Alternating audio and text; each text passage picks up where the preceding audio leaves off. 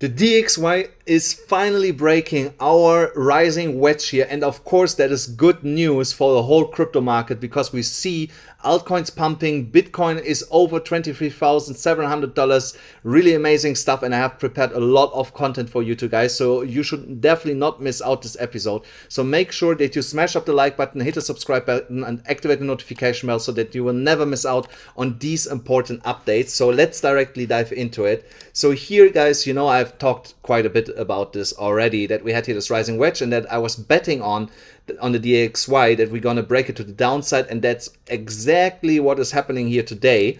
And the candle pushed almost to the level down of the support here at 104 points, you can say, more or less, and got now a small bounce from that. But I still believe over the next coming days we will see way more downside on the DXY, which is good news for crypto and the overall stock market, that we see there in a further upswing. So when we go then into Bitcoin, here are right now on the lower time frames already some exhaustion signs to see. I see it in the candle formations. So here on the 4-hourly chart, we are starting to form here a Morningstar pattern, which is a bearish reversal pattern. The stochastic RSI is also highly overbought here. So we might see here a minor correction in the immediate short term after we broke $23,700. Right now we are at $23,671.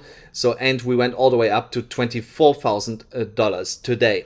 So we of course have to maintain to stay above $23,400 to see here any form of continuation to the upside, and to see also Bitcoin moving again in direction of $25,000 in the next coming days. And that is still the stance that I'm standing on, that we're definitely going to move to that specific level. So here on this 4-hourly chart, you can actually see this pattern quite more clearly than on the other one. And then of course this resistance box has now flipped into support. That's of course also something that we want to see, but here we will most likely get in the next coming hours a retest of that support, which will be a good long opportunity if you're not in a long already, to long it from there, and then we will bounce back up to the upside. And the same goes with this upward sloping support line.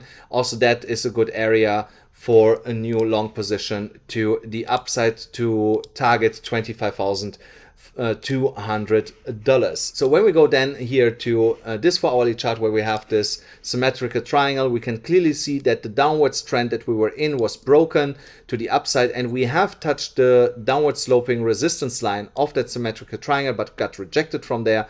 But here is still some time left before we run in the final into the final apex, where Bitcoin has to make a decision to either break to the downside or to go here to the upside. But like I already said, I believe really firmly that we're gonna break it to the upside in the imminent future. So when we look here at the Wyckoff accumulation pattern, there has nothing changed on the daily chart. So we see just some consolidation here on the daily charts, and from there I believe that we're gonna see a move here back to the upside. And the stochastic RSI is in alignment with that. The stochastic RSI is about to bottom out here in oversold conditions, as we can see that we are slowly turning around, and that will then give us another buy signal on a stochastic RSI, which will then of course lead to another rally to the upside, where we target then $27,000, $28,000, $29,000. So if you want to trade right now, what would I do? So I would definitely wait that we come back here on the 4-hourly chart into this support zone for a retest. There I would long it and put my stop loss here under these two candles, which is around $23,000. There would be my stop loss. And then when we go to the risk to reward ratio, I would definitely target $25,200 kind of here.